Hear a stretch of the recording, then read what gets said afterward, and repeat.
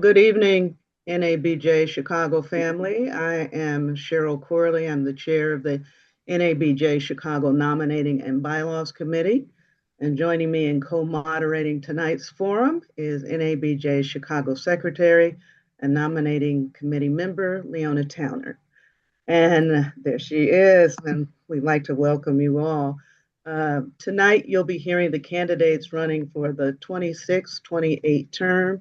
That includes candidates for president, two vice president positions, the VP of print, VP of broadcast, treasurer, and three candidates for at-large positions on the board. There is one additional spot available. Any writing candidate for any position, though, has to be able to show at our annual meeting on May 21st that they are members of both NABJ and of NABJ Chicago. Yes, each candidate will have a chance to offer an opening statement up to 2 minutes in length. I will be keeping time. Now, this can be your candidate statement, or it can be what is ever on your heart that you want to share. When I start humming, that means you got about 5 seconds left if we reach that, okay? The candidates are going to be Brandon Pope, who is running for re-election as NABJ Chicago's president, Phil Thompson, running for re-election as the vice president of print, Samantha Chatman was running for vice president of broadcast first time, and Tony Smith, who is rerunning for the treasurer position. And there are also 4 positions open for board members at large. And on the ballot are Carrie Walker, Kathy Chaney, and Alden Loury. Carrie is a current board member. And as I mentioned, there are 4 positions open. Any write-in candidate must be able to show at our annual meeting that they are a valid full member of NABJ and of NABJ Chicago. On the ballot, there are also 2 amendments to our bylaws. Both are clarifications of existing amendments. One removes the word oversee from the duties of the officers, and the other clarifies who can actually run for the board. Yes, so we will be first hearing from Brandon Pope. And if you guys have any questions for him, we would like you to please put them in the chat early. Next will be the candidate for president of print and broadcast, followed by the candidate for treasurer. The at-large board members will go toward the end. This is recorded, so anyone who misses this will be able to view it within our membership after. So we will begin now with 2 minutes on the clock, a statement from Brandon Pope.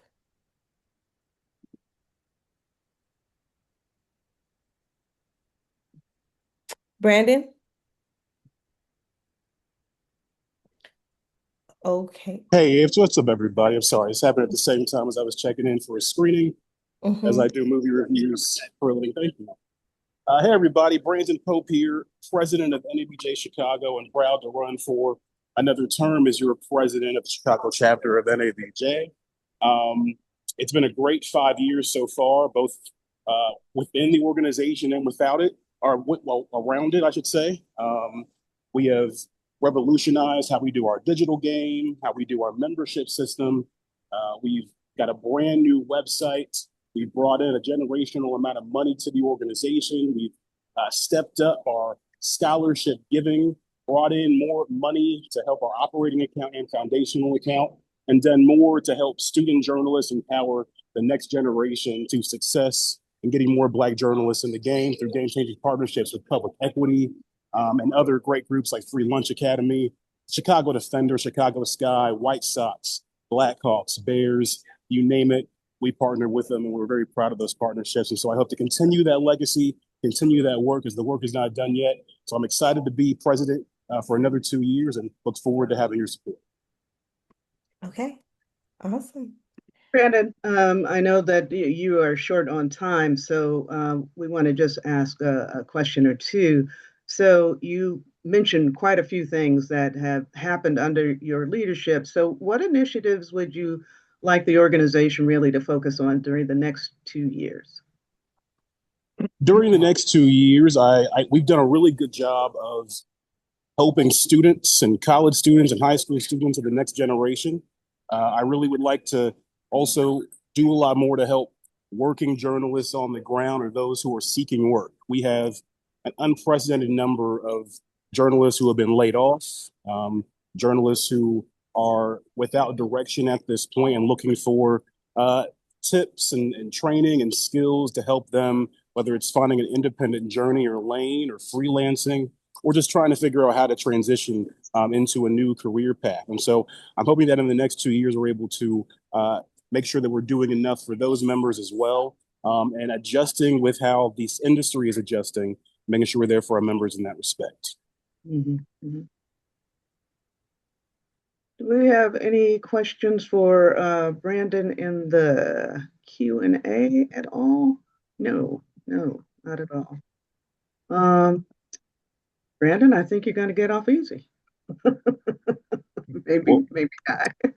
Well, hey, everybody on the call, I appreciate every single one of you for your commitment and your zeal and energy with the NABJ Chicago and the mission and vision we have going forward. I look forward to continuing this work with all of you.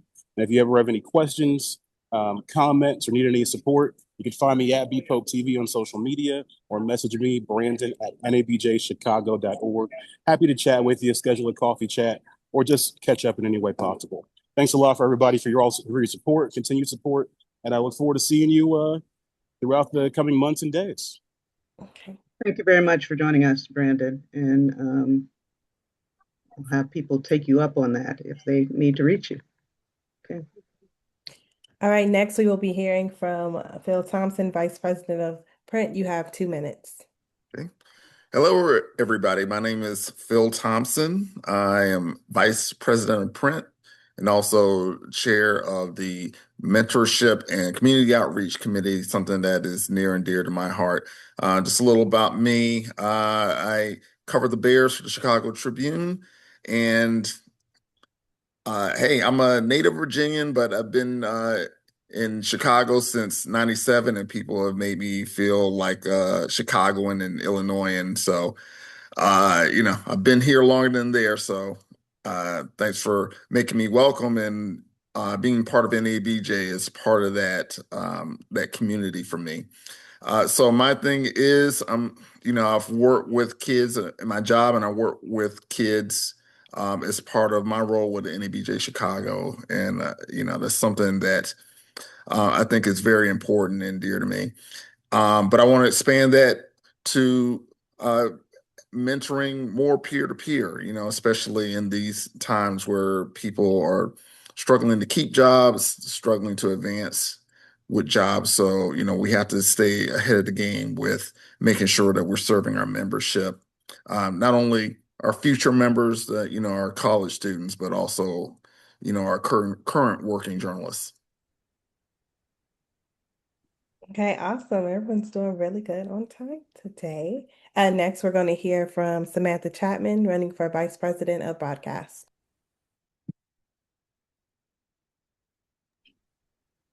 Hello, everyone. Thank you so much for the time. My name is Samantha Chatman. I am a journalist at ABC7 Chicago. I've been on NABJ I've been a member of NABJ since 2010 and here in Chicago since 2019.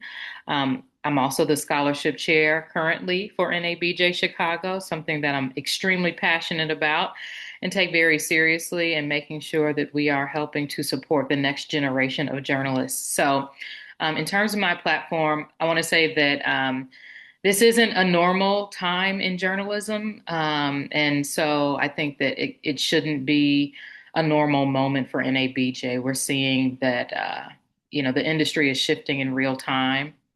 Newsrooms, they are shrinking. The trust in media for certain groups is low. Our audiences are no longer just turning on the TV like our mom and grandma did back in the day. They are scrolling, they are streaming, they are deciding what news matters in entirely new ways, and it's happening very fast. It's already happened, and it continues to evolve day to day, and we are in the middle of all of that. So Black journalists are being hit the hardest. We've seen layoffs here in the city. Many of our friends, people that we know, have been laid off. We've seen reporters, particularly reporters of color, being attacked. their roles being weaponized. And it's just a really, really tough time. And we're still expected to show up and lead and deliver with excellence. And that's what we do. So I'm speaking on this not just as a member of NABJ for so many years, but also as someone who is living this every day. I'm a weekend morning anchor, consumer investigative reporter on the I-Team. I've worked in fast-paced breaking news environments, held people in power accountable, building trust in our community. And so, okay, well, I guess that my time is up, but I just want to say that we must provide as many resources as possible for the journalists right now who are in need of a pivot and need the support now more than ever. Thank you. Thank you so much. Next, we're going to hear from Tony Smith, Treasurer. You're muted, Tony. Good evening, everyone. I'm Tony Smith. I'm running for re-election as treasurer of NABJ Chicago, and I'm currently the current finance chair. For the last 3, maybe 4 years, I've been, I call it an honor because I was one that received a check back in the day as an NABJ Chicago baby. So serving in this role and helping protect and organize and strengthen the chapter's finances is truly an honor. My goal has always been simple to make sure the money you make sense and is managed carefully, and our reports are clear, and financial decisions are supported in the mission of NABJ Chicago. So, kudos to everyone here who's currently on the board or part of a committee or even just a member, because I see you in a number and every night because I work overnight at ABC 7 and I'm there and crunching the numbers, and I will see if anything is off overnight before it kind of gets out of hand and I can shoot off emails by 7 a.m. So my fellow board members are aware of what's going on. But personally, like I mentioned, I'm a news producer at ABC 7 where my job requires me planning, budgeting, organizing. So it's like, okay, this is my second labor of love. And it's truly a labor of love because I've spent 15 years in the newsroom as a producer, a meteorologist, and a reporter, and an editor and a newsroom leader. And that's what shaped me to where I'm at today, being detailed and disciplined and really trying to show transparency. So if reelected, I want to build what we've already started. That means continuing clear monthly financial reports, improving event budgeting, which, as Brandon mentioned earlier, yes, we have fundraising, we're building and we're pulling in money to help folks that are out there, because that's truly what this is all about. Every year, with the help of Samantha, Chatman, and the rest of the scholarship committee, I'm the one that finally writes that check. And no matter what the board says, I get to put my name on it and say, all right. And kind of like it's empowering to be able to be a part of that change, because every dollar should have a purpose and every member should feel confident that NABJ's finances are being held with the most care. Mhm. Thank you. Thank you so much, Tony. You gotta be a little louder with your hums. I do. I'm gonna move up a little bit. I was like, is this something in the background? I was Okay. preaching. For those who are just now joining, we're in the middle of our opening statements. If you have any questions for any of the candidates, you can go ahead and start to put them in the Q&A chat, and we will get to them right at the end of our opening statements.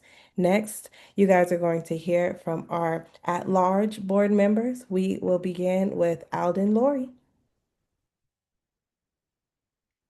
Hey, thanks so much, Leona. Good evening, everyone. My name is Alden Loury. I am a journalist with WBEZ and the Chicago Sun-Times, an editor at BEZ, and a monthly column that appears in the Sun-Times. I've been working in journalism for a little over 30 years and in the Chicago market since 1999. I think one of the things that called me to accept Cheryl Corley's invitation to run was really thinking about my time in journalism and what has become for me one of the greatest joys. And that has been working with younger Black journalists, helping them grow and develop, and then seeing them blossom and shine. Probably the most glowing example of that was a young reporter that I hired when I was at the Chicago Reporter back in 2004. Her name is Kimberly L. Kelly. She went on to succeed me leading the Reporter after I left. Went on to the Washington Post. She won a Pulitzer, and then she has returned to Chicago to be the executive editor of WBEZ. So she's now my boss. And uh, to know that I had a little part in her growth and success is incredibly rewarding. And so, as I'm kind of entering my twilight years, I would say in the field, I really want to devote some time to pouring more energy into that aspect of what I think is my role, what I think should be the role of every Black journalist, reaching back and helping others to kind of get a footing, be developed, be trained, and be prepared for success. Very important role that we all serve, and I want to do my share in helping others follow behind me. So I think being a part of the NABJ board here in Chicago would be a great way to kind of facilitate more action like that, and that's why I'm here. Thank you. You guys are all making it right to 2 minutes. You're doing really well. All right, and we will hear the last opening statement from Kathy Chaney. Good evening. Can everyone hear me? I'm having camera issues, so I'm hoping I'm not having audio issues. You are not having audio issues. We can hear you. Okay. So good evening, everyone. I am a former National Vice President of Print. I'm a former chapter president. I'm a former chapter at-large member. I am currently on the Finance and Bylaws committees. Um, and I took a break from the board, and now I am coming back because I think that we need to start shoring up what we're offering to our members right now. As others have said, we are in like unprecedented times where we need to be offering our members the keys to everything. So we need to be offering our independent journalists just tips on how they can do an LLC, how to file their taxes, how to even just start their own everything, newsletters, services, how to monetize that. We also need to be offering them training on, just AI and how that fits into the journalism landscape right now. We need to be talking about and training our journalists around news products. We need to be offering our members what they're paying their membership dues, and that is training. It's fun to have a party every now and then. We have our signature Red Hot Holiday Party.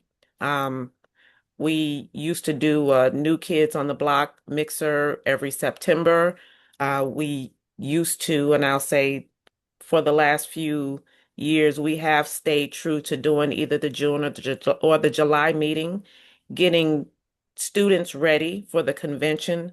We need to really get back to our base and offer our members tangible things that they can take to their newsrooms, start their own businesses or whatever. But we need to really, really get down to why we exist and offer our members what they should be getting when they're paying their dues. And I will just leave it at that. All right, thank you so much for that, Kathy. We're going to turn now to our Q&A aspect of this. And Phil, I'm going to start with you, but I think everybody can answer this if you like. And, we are a membership organization. Right now, we have probably a little bit over 100 active members. So what kind of outreach can you do to bring print journalists who aren't members of NABJ into the organization? Well, one of the things that we can do is we can meet them where they are. And I mean that literally, Cheryl. So one of the things that, I'm proud that we had an anonymous survey where people gave us some insights into some of the issues that they're having, both print, broadcast, across the board. But I think there was a something of a discomfort level with the anonymity. But what we want to do is take those and use those as talking points to go and stage newsroom visits. So go to where people are and find out why, they want to be a part of our organization or don't want to be part of an organization like this. What are things that they need? How their needs changed over the years? And I think it's even more prevalent with print journalism because that's the one that's most under stress. Not to say that, broadcasts aren't having their challenges. In this industry, we're all having our challenges, but I think, print was having, we were the canary in the mine, so to speak, in terms of what's going on with the industry. So that's where I'd like to start, just getting feedback from them and then trying to put those kind of tangible methods in action based on those conversations. Samantha, you have a question? Oh, I thought it was open to the floor, so no question, but I wanted to chime in. Good, is that's okay? Yep, that's Yes, okay. please. Just making sure. Um, so I agree with Phil. I also wanted to add making sure that students are engaged and involved. I talk to so many different students, and they're not involved in NABJ Chicago. They're not involved in their school, NABJ, and it's just really sad to see. And so I think that one of the things that we can do, we don't have to rely on the student chapters necessarily. Some of the schools don't even have NABJ student chapters. And so when we're talking to these students, especially when it comes scholarship time, one of the questions that I ask them is, are you a member of NABJ Chicago? Now, that's not a requirement, but it certainly is something that I have conversations with them about. There are many students, they're not a member of NABJ student, NABJ Chicago, and then I'll tell them, like, hey, how about you join NABJ Chicago? I don't even know if you all have to tell me, is there a rule where you can't be a member of both your student and your local? There may be, I'm not sure, but I think it starts with the students, making sure that we create that pipeline. So I would love to bring more students into our chapter and with the hopes that we are training them up and preparing them for, the future, which we don't know what that's going to look like, but we know that things are changing fast and it's going to look differently than what we've all experienced in our careers here in Chicago and beyond.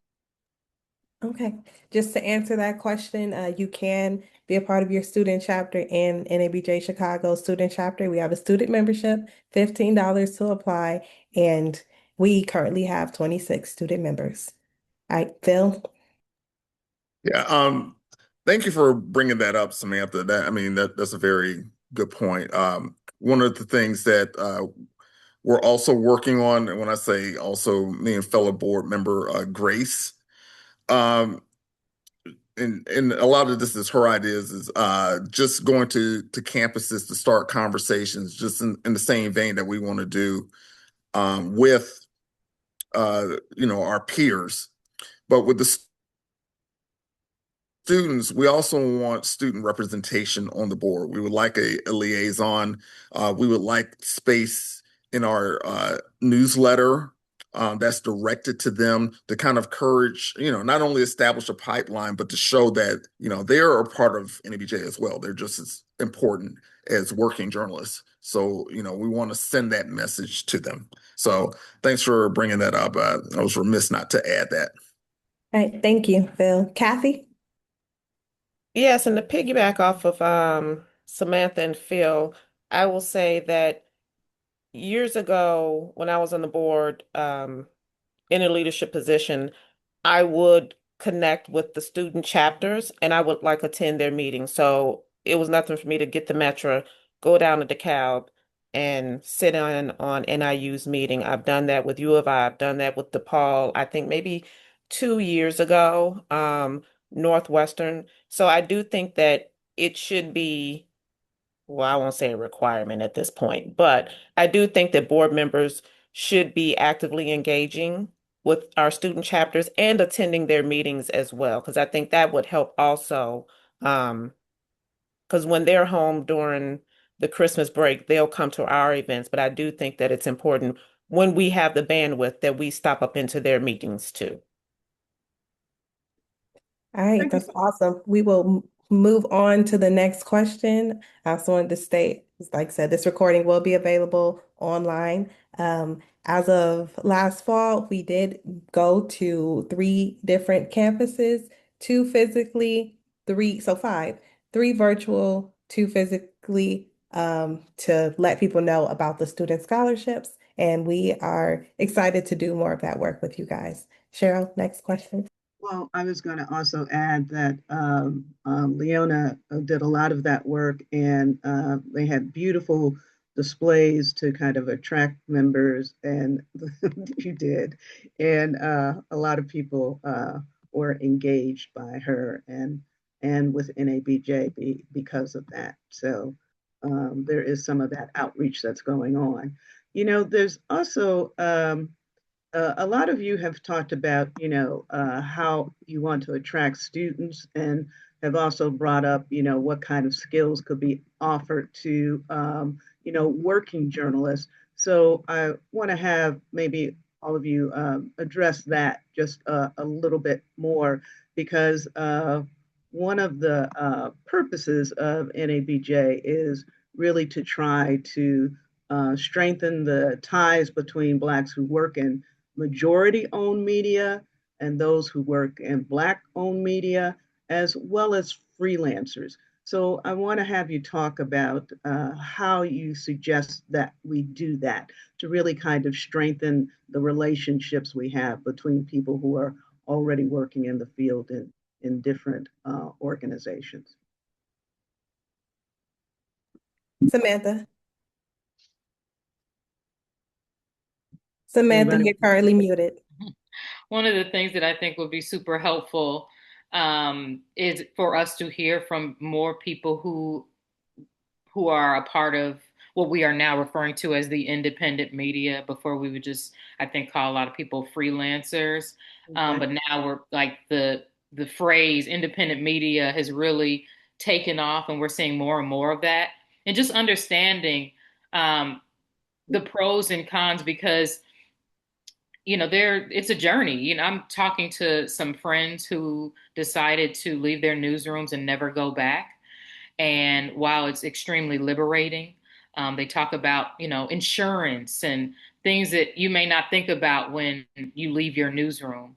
And so it might be really nice to have fireside chat or just, blunt conversations with folks who are, actively engaging in the independent media route. In terms of other programs, NABJ, our big conference is coming up. Perhaps we could have something on how to maximize the NABJ conference.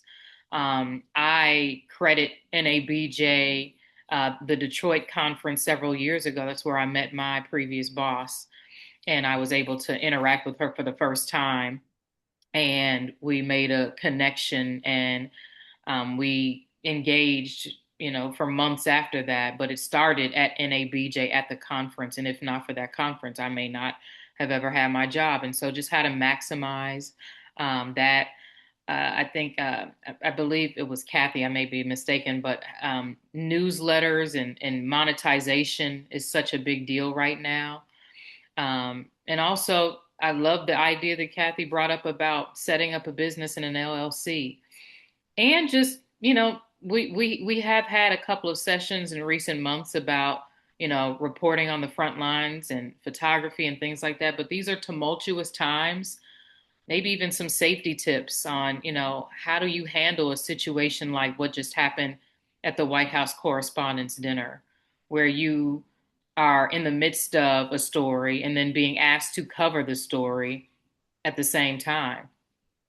And so I think those are programs. And to Kathy's point, I love to turn up. I love to turn up. But, you know, people at the end of the day, their bread and butter is what allows them to turn up. And so we got to make sure we're securing the bag. And I think programming will help with that. We had, if I go back to what we were talking about, upgrading skills, Alden and Kathy, you both talked about, situations where, upgrading skills was really important. And that's really a purpose of NABJ as well. And specifically, it talks about in our bylaws about upgrading skills for upward mobility for managerial and supervisory positions. And so I'd like your thoughts about, how as we as an organization can approach that and work with people. Alden, you talked about how Kimbrielle at WBEZ was one of your students, or you were mentoring her, and now she's your boss and she's a manager. So, talk a little bit more about that and how we as an organization can make something like that happen. Sure, yeah. She was a reporter actually. I hired her as a reporter, but Okay. um, the yeah, I think training is and kind of like a key ingredient for kind of maintaining in this shrinking job market that in our field, unfortunately, we're in to stay relevant. And so helping Black journalists expand their skill set can be incredibly vital to do that. And so we're also in an age of multimedia journalism. So folks being able to do a number of different things is something that can keep them relevant, but also strengthening just the nuts and bolts. And so having training sessions where we're introducing folks or expanding their skills with regard to data journalism, expanding their skills with regard to writing, helping them with their sourcing. A lot of the things that we gain a basic understanding in J school and in our earliest positions, but can use some additional training to really advance those skills. And in providing a training space that, especially for folks here who are local, they don't have to travel. They have a training space that's right here in their hometown and at a price point that they can afford.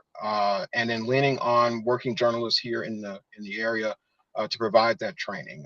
That's also another way not only to add the training, but also to build the relationships between Black journalists in different spaces, whether they're an independent journalist, or they're working at a small shop. They have an opportunity to engage with folks that are in positions where they want to be one day. So I think that's definitely a space in which we can offer that. And in thinking about students, think about ways in which uh, invite young people, not only in terms of visiting them in their student chapters, but also inviting them into our professional settings. And so whether that's having like shadow days where people are coming and literally staying with you from what at the beginning of your shift to the end of your shift, and watching what you do on a day-to-day basis, soaking up, asking questions, things of that nature, or inviting a class or a group of folks in for a tour or visit, where they get to talk with a number of people in your shop around, this is how this works, this person reports to this person, here's where these decisions are made, so on and so forth. So they get an opportunity to again see the operation as it's happening on the ground in real time. And then another thought that I had with regard to folks who are doing, in terms of building that relationship, I think the best way to build relationships between journalists is for them to actually do journalism together. And increasingly, as our budgets are shrinking, many news organizations are wholeheartedly now kind of dropping the competitive kind of nature and saying, what can we do with people that we are also kind of covering this market? Are there strengths or skills that they have? We're short on people, so maybe if we pair a couple people together from other organizations, we can kind of cover more ground. And you're seeing collaborations now that I don't think you ever saw 10, 20 years ago. And so doing that among Black journalists to increase that connectivity, but also to increase the output. And if the chapter has the ability to raise funds, perhaps there could be a pool that could be raised that the chapter could sponsor, and then essentially solicit independent journalists for freelance contracts to get at some of that pool for stories or projects that they kind of pitch to the chapter, and the chapter can collectively make a decision on whether or not to fund it. There are a number of journalists who are making a living going from this fellowship here and this project there, where there's a pot of money that some foundation or some other entity has put up to encourage journalism covering specific topics or things like that. And NABJ Chicago could conceivably have a role in helping local independent Black journalists have an opportunity to go after those pots of money that we would cultivate and make available. Thank you for that. And I know Tony's shaking his head and agreeing with you. So we're going to ask you, I'm going to ask you a money question in just a bit, Tony, but I wanted Kathy to chime in just a little bit because Kathy, you've had so many different positions, executive positions, journalist, on the ground positions. So if we're talking about, helping people get into those more managerial roles or supervisory roles, what kind of things do you think the chapter could do in that regard? I think that because several of us are in leadership positions and have been for a while, I don't see why we can't have our own like leadership academy to help others who are trying to climb those ranks, who may be in their first editor role, but they want to keep climbing. There's enough of us in the chapter who have been in these roles for a long time, and Alden is one of them as well, where we can hold leadership academies to do that. Also, I think that journalists need some media law um, education because there's a lot that we don't know, we think we know. Um, we need to have an attorney come in, a media law attorney come in and let us know what's going on because things are changing. Some people don't follow the rules, but we have to make sure that we're solid on our end as journalists. And I think that it's imperative that, we offer something like that as well. All right, thank you for that. Yes, I was going to ask the next question open to everyone. It is mandatory that as a board member, you serve on two Chicago chapter committees. And our committees are the Media Advocacy Committee, Special Events Committee, Membership Committee, Social Media and/or Digital Communications Committee, Mentorship and Community Service, also known as Outreach, Bylaws and Nominating Committee, the Scholarship Committee, and the Finance Committee. I apologize if you can't remember all those off the top of your heads, but I would like to hear from you guys, and I can repeat them if needed. What two committees? We know some of you are already on some, but you can change as board members change what you're going to serve at. My question is, I apologize, if you could all list two committees that you would be willing to serve at on this next chapter, this next year as a new board. I'll just go first real quick. I am staying on the Finance and Bylaws committees. Y'all can't get rid of me. Thank you, Kathy. Thank you, Kathy. How about Tony? What you have a big one, so Well, I'm on the finance committee and then also membership because the two go hand in hand. And like what you were all saying, I have conversations with Leona and Cheryl and other board members on how can we physically help others, but also help ourselves because it is tough out here. People are not donating like they used to, even look at our own pockets. But we got to find ways to give back to see, like, Samantha's story kind of, reignited that you know, NABJ baby, inside of me because it's each and every one of us that we look like someone that they're like, okay, I can do this. So by getting them into our newsrooms and inspiring the next generation, I think that's what we have to do because Leona mentioned this a couple of weeks ago or maybe months ago. She went to the schools and she's like, hey, Tony, I want to give this money away. We want to do this. I was like, well, first find out how many black students they really do have. And it's very far and few. And even trying to get scholarships, I wish we can give out more money, but, we're looking for people and partners to come in to kind of help us to kind of be that kind of because DEI is out. Okay, I'm just being real. You have to can't ignore what we're up against. And so some of us have our foot in the door and we're thriving and we're striving. And we have to now look back and give back some of our time, which most of us have. We may not have all the money, but we do have that time. thank you for that. Yeah. Cheryl, if I jump in, I'm currently on, outreach, of course, I'm chair of that committee, but I'm also on membership, and I've dibbled and dabbled with the digital committee. Just couldn't help but poke my nose into that because I was just really interested in the great work they did to rebuild and debut a new website. And I think it's gorgeous. What I will say is part of outreach, I think it goes hand in hand with membership, is establishing a pipeline, as others have mentioned, but it needs to be structured. We need to not have to force ourselves to like, oh, we got to remember to reach out to this campus. And we have to reach out to encourage them to be members. Now we need an established pipeline where the interaction is natural because they have a role. And I think once we build that up, we'll start to see membership building up. And conversely, with the peer-to-peer mentorship, you know, creating these ideas where, we're telling people how to monetize what they do, how to do side gigs, for lack of a better word. When these things are structured, I think we give people cause to want to be part of NABJ because we're playing a role in their lives. So to me, it's about structure. Thank you for that.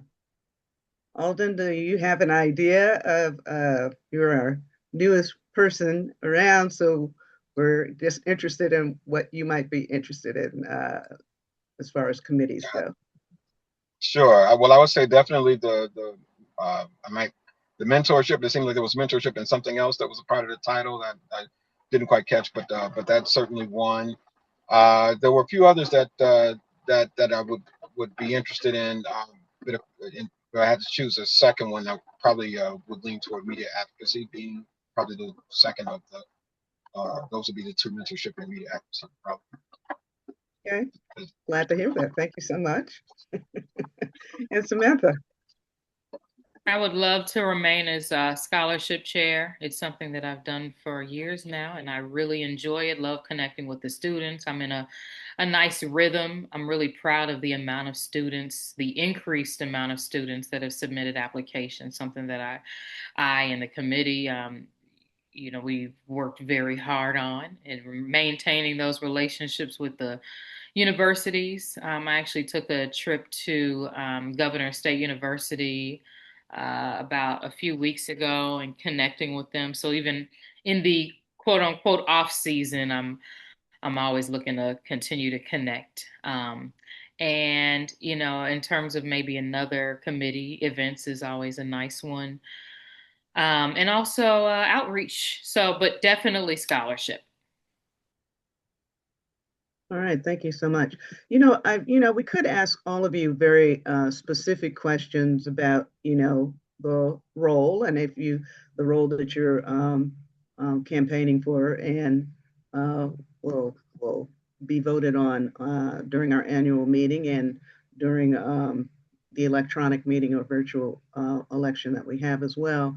But I think the one specific question I want is for you, Tony. And because finances is all a big thing for the organization, and we have a pretty hefty fund right now, and one that you pay close attention to. But I wanted to have you talk about, are there other ways that we can increase the money we have besides asking for membership and looking for grants and donations for businesses? Are there things like certificates of deposit or different kind of savings instruments that the organization should be looking at, or that you may have looked at already and decided whether or not we should pursue? So what do you think? Well, Cheryl, that's a great question because we currently are. About 2 months ago, we were looking at a low risk CD or certificate of deposit. And once we kind of explored the risk and actually went to the bank and was getting ready to do the transaction, wasn't worth the gas that we would spend to go to the bank. But we are trying to look at ways to maximize the money because we only really use it at a certain part, especially the foundation account where our scholarship money comes out of. It sits there for about 11 months, and then from there, then there's the movement. So we are exploring those. We have to be just a little careful as we are a nonprofit and we're trying to follow the IRS guidelines that we have in place. But if anyone has any ideas or any financial planners that we can talk to, kind of, I don't say pro bono, but where we can kind of get some ideas and kind of stepping off points because we are exploring those. All right. Thanks so much for that. I think that a lot of you have answered some of the questions that I have for you. Leona, anything that you want to bring up, or is there anything else our candidates would like to add? Yeah, there is one last one, and if you could keep this question to under a minute, I will time. But a lot of you guys brought up training as something that we need skill-based, freelanced, informational training. An issue that the chapters had in the past has been space and getting space to do the trainings. When we talk about collaboration and outreach, would you have a connect to your potential newsrooms, or do you have any ideas about how you could bring stabilized spaces for us to do these trainings? Anyone can start.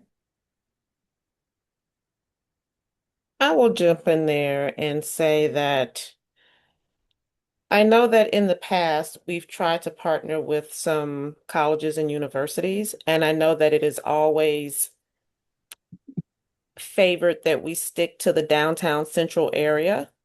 Um, but I have seen us go on a weekend, a Saturday, which also brings out some members that we may not see when we have things during the week. Um, and go to a university and, hold programming because they're inviting their students. It's free. It's not always as sexy when people don't, venture outside of central downtown. But I think that that's something that we need to at least explore at least once or twice a year. Um, and especially on a weekend because we want to make sure that we're including all members or as many members as possible. And again, some can't attend during the week and in the evenings because of work schedules. Thank you. Okay.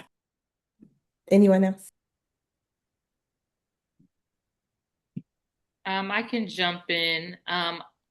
ABC 7 has allowed us to do events at the station, and we've been able to even bring in students for trips and things like that. And so I can't guarantee or promise that they'll be able to let us do that in perpetuity, but it certainly doesn't hurt. And I'm like Kathy, certainly open to branching outside of the downtown area, getting into the community. My weekend schedule is a little tight just because I work on the weekends, but I'm open. I'm open to venturing out. Maybe we can collaborate with some other Black-owned businesses too, like Sip and Savor. They have one of their spaces that they recently closed for private events. Maybe they would allow us to come in and waive the fee. There are spaces that probably would love to work with us and bring journalists into their event venues and spaces. So it might be nice to do some more collaboration. I do love that Black-owned businesses, yes. Thank you, Sam. And I think, if we establish more community relationships, churches, museums, that sort. And I think, when we're visiting them, they may open their doors to us for that. It can be, we can multitask, we can accomplish, different agenda, with community visits. So, we can do some of our business, but also do some community outreach at the same time, if that makes any sense. So it's just kind of thinking in these trying times, because, I would love to say, open up the Tribune, but, we're operating out of a shoebox in the Brooks building right now. So that's kind of the challenge going on with the industry right now is, newsrooms don't have the newsroom space that they used to have. So. Thank you, Phil. No, I think those are all amazing answers. And with that, I would like to say that if anyone has anything left to say, I'm gonna ask. One, going once, going twice. All right. We'd like to thank all of tonight's candidates for joining the forum, and thanks to everyone in the audience as well. We want to remind everyone that voting is going to begin tomorrow. You will all be able to vote virtually, and all full members of NABJ will receive an email link that allows voting. That electronic meeting, like voting electronically, will conclude on May 19th. Yeah. And in-person voting will also be taking place at our annual meeting, which will be held May 21st. More details to come about that, so keep your eyes on your email and also on the NABJ Chicago newsletter, where we'll tell you all about it. So again, thanks for being a part of tonight's forum. I am Cheryl Corley. And I'm Leona Towner. So good night. Night. Bye, Good guys. night. Good night, Thank you for everyone. Night. coming. Thanks for joining. Thank All you. right, thank Night. you.